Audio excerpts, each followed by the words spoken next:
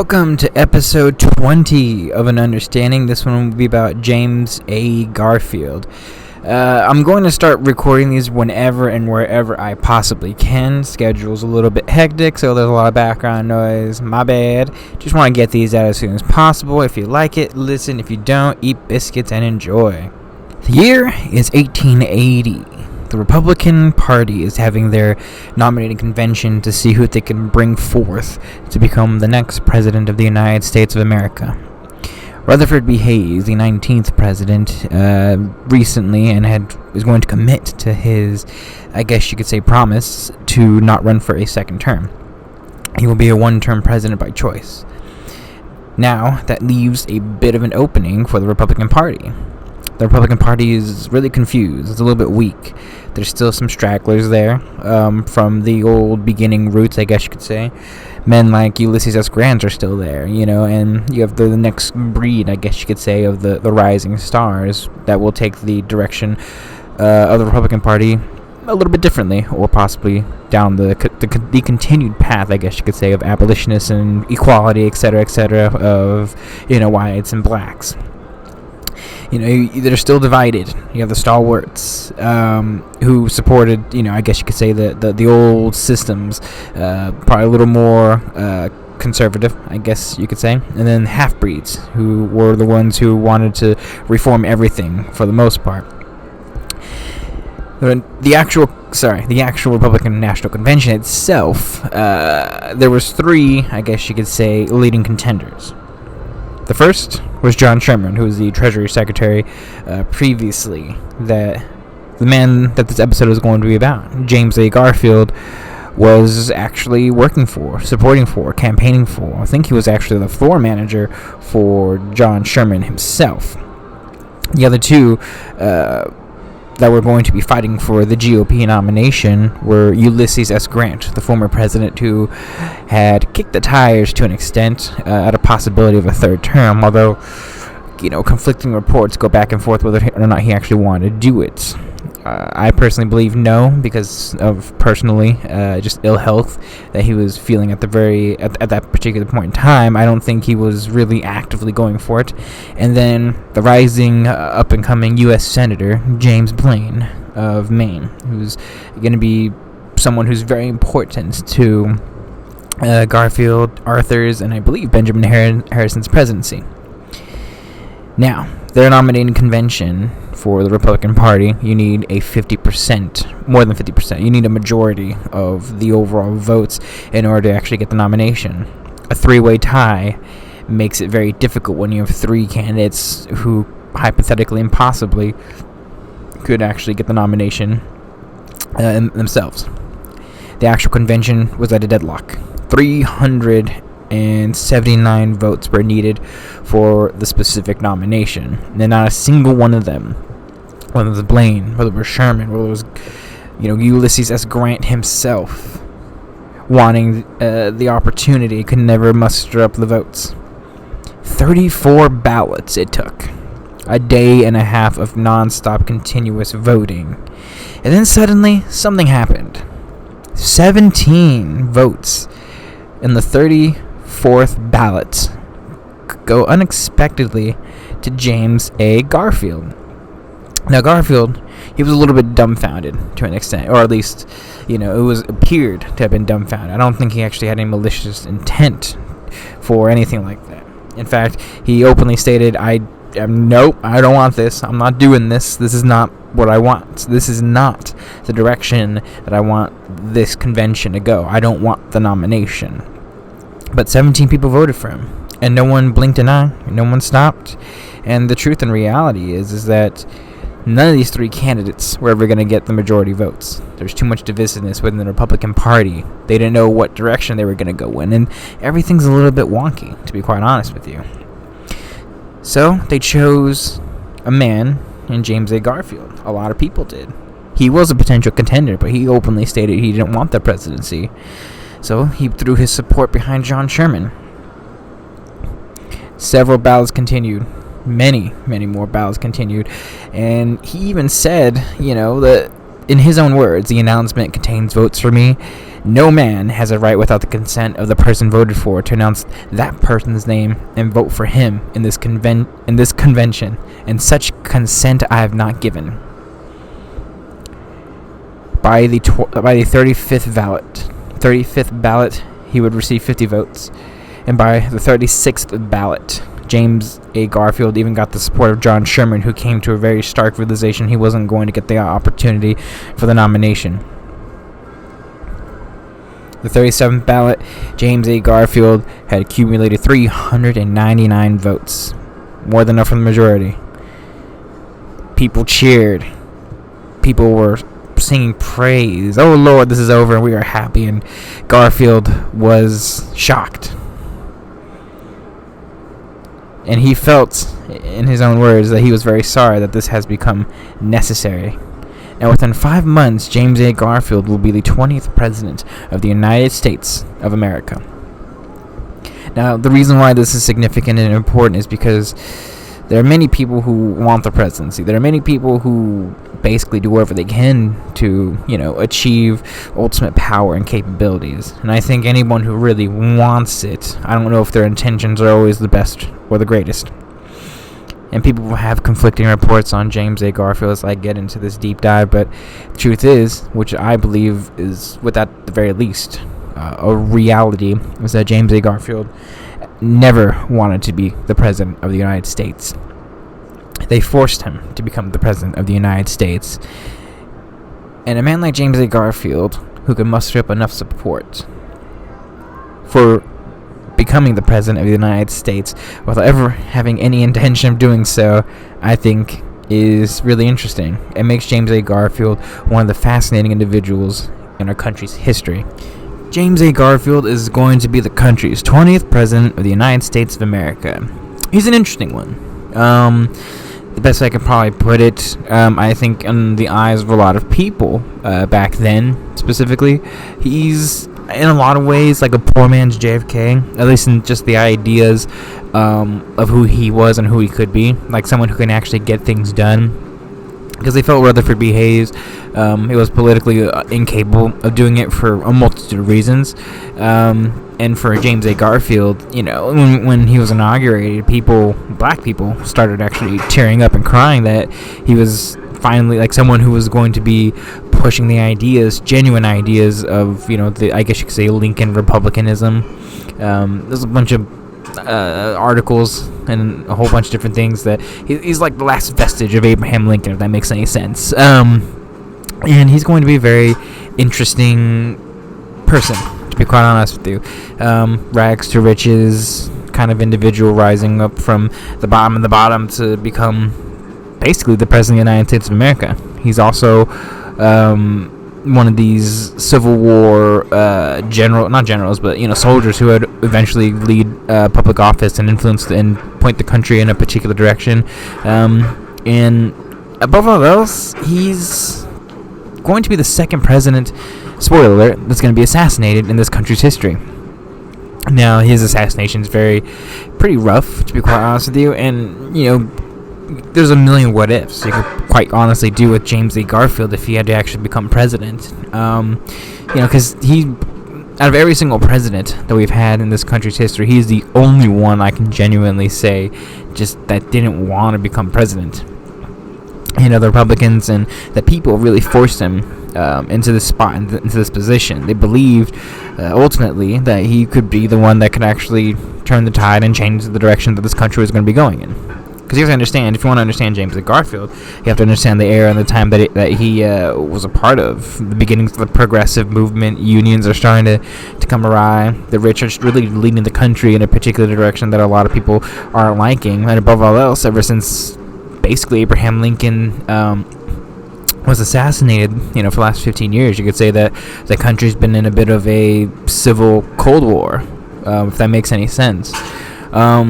People still fighting. The country's, because you understand, this is an era where things are moving fast. Within, I think by this point, automobiles are going to be starting to become a thing. The Wright brothers within 30 years are going to start flying, and then the amount of systemic change that's going to occur really begins here in a lot of ways. And A lot of people felt that James A. Garfield could be the kind of individual that could lead this country into a particular direction that was very positive.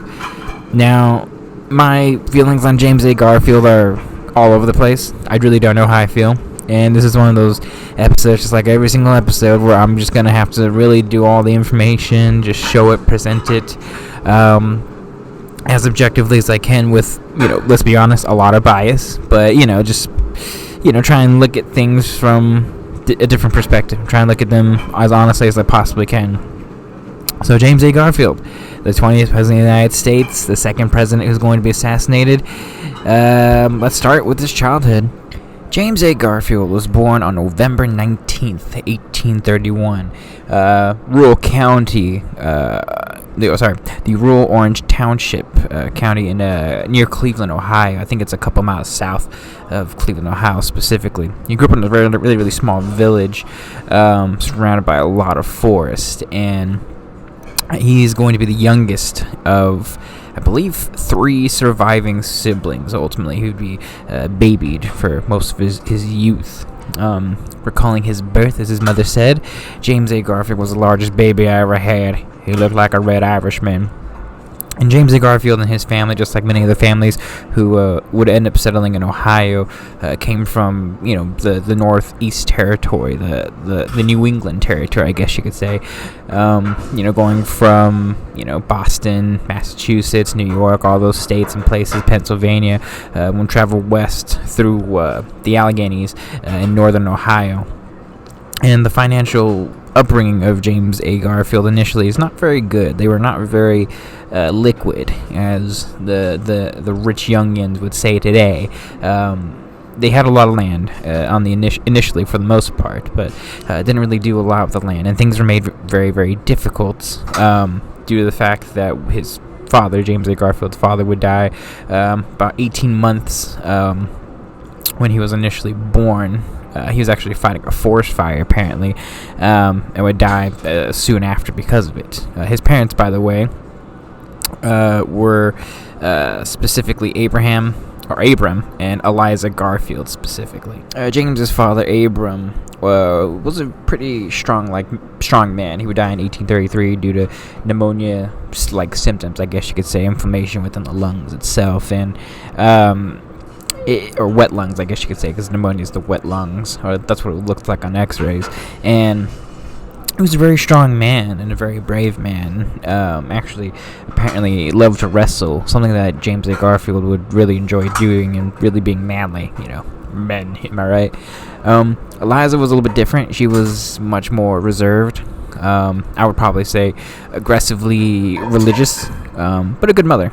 She was very pure in every sense of the word. One book says that anything that approached impurity of life, speech to any degree, was hateful to her beyond every single expression. And she was a very strong and capable woman. I mean, she's gonna be strong because she's gonna be raising a couple kids, basically by herself for the most part. So when James was growing up, he loved to read all the books that he possibly could. Loved Robinson Crusoe, specifically. He was this incredibly academically capable, really hyper-intelligent, to a point where he was being babied by a lot of his siblings, his older siblings specifically, who really pushed the mother to put him in a schoolhouse to be educated by a teacher, and ultimately he ends up they end up building a schoolhouse on what land they did have, some of the acreage that they would donate, that if she didn't sell it to pay off some loans, ultimately she donated it for other reasons. One of the reasons was to build a schoolhouse on the land that they had acquired and just had for the most part. And if he wasn't working on the land as a young boy, 2 or 3 years old, helping pick some berries and stuff, you know how it goes, little things that the kids can do. For the most part, he was just reading and really just being educated in any way that he possibly could. And things were pretty good. At least, I mean, financially it wasn't good, but for the most part, love, some guidance and care, for the most part, in a strenuous situation, things were pretty okay for young James A. Garfield growing up in the very, very, very, very early goings. The early goings of his education really were, similar to a lot of the poor founding fathers and presidents that we've had in this country's history. Maybe some occasional schooling for the most part, but, generally speaking, you're working on the farm, working on the land, and in fairness, while he did excel in school, when his mother enrolled him, because he was an exceptional student, he basically had some other difficulties with other boys and had some headaches, some stomach pains, Let's just be honest, 1830s, were not a very sanitary, I guess, time, especially in what's still technically, I guess, in a lot of ways, the frontier. That's slowly expanding. Because, this is around the time that Jackson's president, Van Buren, which is crazy to think about sometimes that people don't think about. Like a lot of these guys are alive when it's like we have probably like 5 or 6 future presidents born today. And it's just interesting to think about it, and just from that perspective specifically. But if he wasn't working or going to school, he was working on the farm. He started working when he started growing up on the family's farm and then on neighboring farms when he was about 10, 11 years old to help make some extra money just for the family. And not a lot is written specifically about his early childhood. It's just they kind of just like speed through it in some of the biographies and some of the stories because he just had a normal childhood, just like a lot of the Western frontier boys normally would for the most part. Maybe he was a little bit coddled and things weren't very financially good for him, but for the most part, he just had a normal childhood. And James A. Garfield, he would grow up being a very fiery individual, to be quite honest with you. Very determined, specifically. Very kind-hearted, I would also say, too. And like I said before, intelligent, very quick learner. He was very restless, to be fair too. He didn't really take a lot of things seriously, which I think hindered him in the early goings of his youth. I would probably say, and in fact, he would actually get hurt a lot sometimes because he didn't take things seriously or didn't take things as carefully as he probably should. That's probably the best way I could probably put it. He was, how do I put it? One book says Garfield was awkward, lacked all manner of manual dexterity. He never really learned how to use an axe properly, and ultimately ended up getting some gashes on from time to time because of it. Little things like that I think are always interesting for the most part. Excuse me. And I will say this, once he was growing up, he wanted to do something better. Didn't want to be a poor young lad anymore, at least relatively speaking. Things were looking up. Once he and his family were working, I think his older brother's name is Thomas, and Thomas was basically the man of the household. I think he was about 10 years older at that point than James A. Garfield, and he wanted to be something a little bit better. He had a lot of dreams, a lot of things that he wanted to do. Some stories of him wanting to be something other than farming. He actually wanted to be a sailor, I actually believe, at one point in his life. In Cayuga County, where he had lived in, things weren't, at least in terms of prospects, weren't very good for young James A. Garfield. He really wanted to, first and foremost, you have to understand, he's a man, he grew up determined like that, he's a very physically capable, very physically strong individual, so he at this point, he's a teenager. He's thinking, brawn over brains a little bit more than anything else. At least that's his mindset, at least to a certain degree. And, he wanted to make more money, have better wages. Because you got to understand, he's about 6 feet tall, really broad shoulders, and just really strong. He's a unit, you know what I'm saying, fam? And he decided he was just going to do something else. So there's different interpretations, but one book says he ran away from home. Another book says he just bid his mom farewell. But regardless, he leaves and goes to Cleveland and begins a sailor's life. That's what he always wanted to do, really, at a young age. Specifically, working on a canal boat. He would work for months. He worked on this boat. I think it was called the Evening Star. He would carry copper ore to Pittsburgh from time to time, occasionally. And it's actually kind of funny because, like I said, he was clumsy. He was not as capable as he was, to basically be a sailor for the most part. His mother, when she found out, was aghast, and she hated that her son left, which is really, frustrating for her and for Garfield, because they have a pretty solid relationship by all accounts. But Garfield was determined. He was very dissuaded. He was very, very thick-headed in some way, shape, and form. But when you have someone who's just as determined as James A. Garfield was, it's something, I gotta tell you. But ultimately, he was not cut to be a sailor. He'd fall into the canal, I think, at least 14, 15 times. And then, especially around that time, cold water, you get sick. And, he had serious fevers developing over some times. And James A. Garfield he couldn't hack it. So after several months being, a deckhand, steerman, and showing his prowess, he could do a whole bunch of different things. He could swim. He was a very capable individual. But he's 16 years old, almost drowned a couple of times.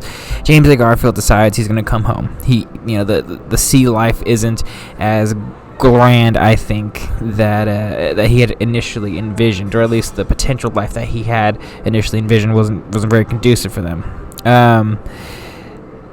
When he comes home, he decides he's going to come home. He comes home. His mother Eliza's like, what are you going to do with your life now? Huh? What are you going to do? You're going to go run off again? And his family's kind of confused, concerned about him, and he's just like, you know what? All right, I'm going to be smart about this. I'm going to go back to school. I'm going to go back into my studies. I'm going to start using my brains over bronze, and I'm actually going to be someone who is capable, intellectually capable, and if I'm going to move up in this life, I can't do it with my body.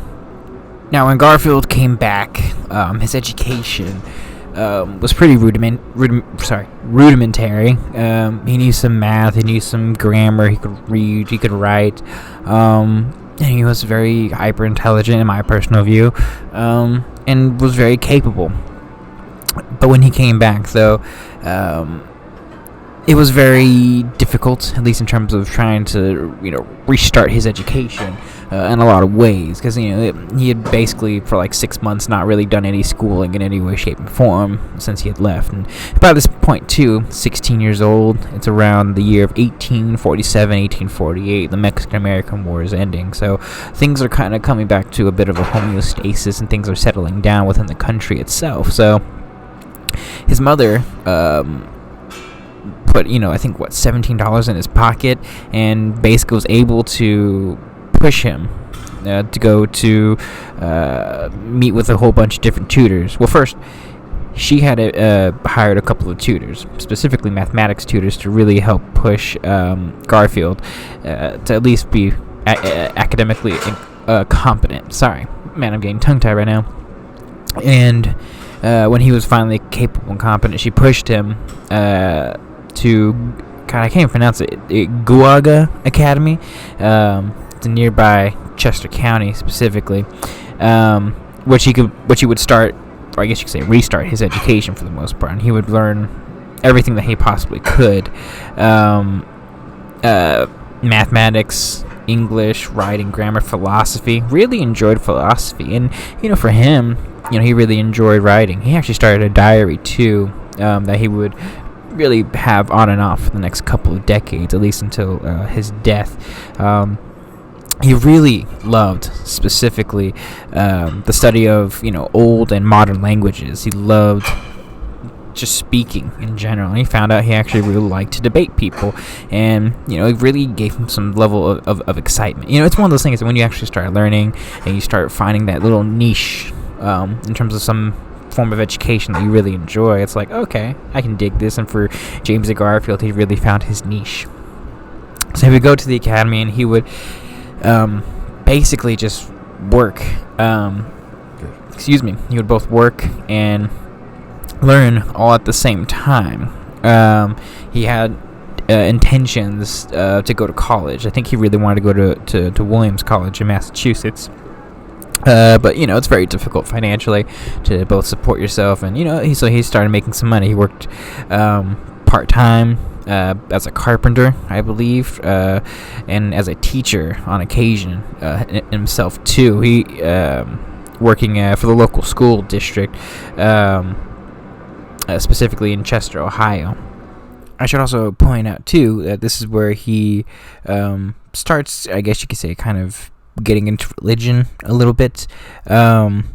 He started attending church a lot more often, mainly at first to please his mother. But, like a lot of people back then, he, I guess you could say, went under his own religious reawakening, I guess you could say. He attended a whole bunch of, like, those, it sounds bad, but he's one of those people that back then would, like, be baptized in the river, be born again, yada, yada, and I think he actually did get baptized in that specific way.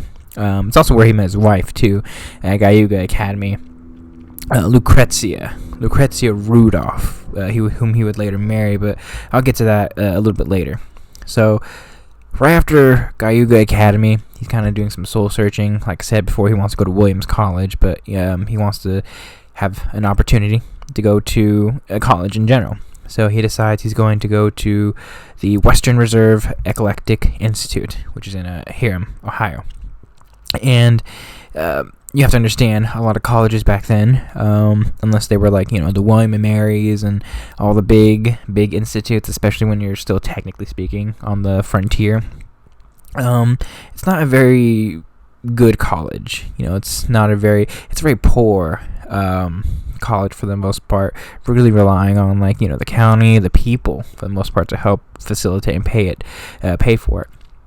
But being one of the very few colleges specifically within the region, it was one of the very few places that actually had a lot of books, which is one of the big reasons why a lot of students would go there and people would go there. So James A. Garfield decides, I'm gonna go to college and see what's gonna happen there. And for 3 years, he's going to study. He's going to study hard, and he's going to study very vigorously. I'm talking about a man who had really a lot of capabilities but no intention to study is now just like going full bore into it, which is fascinating, kind of insane. And in colleges like that, in comparison to the Eclectic Institute, really allowed you to study at your own pace, which is always good. So it wasn't like, oh my god, I need no deadlines or anything. You could actually read a book at your own pace, and it's really good. And for Garfield, he basically just went full bore into it. I'm talking about, he would wake up at 4 or 5 in the morning, attend classes for 10 hours a day, occasionally maybe taking a lunch. He'd read everything: Herodotus, Homer, all the Greek and Latin that he could, geometry, etc., etc. Excuse me. And he would stay up until midnight, usually candlelit, trying to be like, oh, this is what the Iliad is and all that. Oh, interesting. And he just was incredibly determined to really learn everything that he could. And when you have an awakening like that, where your own intellectual capacity is hungry and really just not satisfied with a whole bunch of different things, it's beautiful and it's dangerous at the very same time. But James A. Garfield would spend the next 3 years there aggressively looking and aggressively being pushed into the academic field.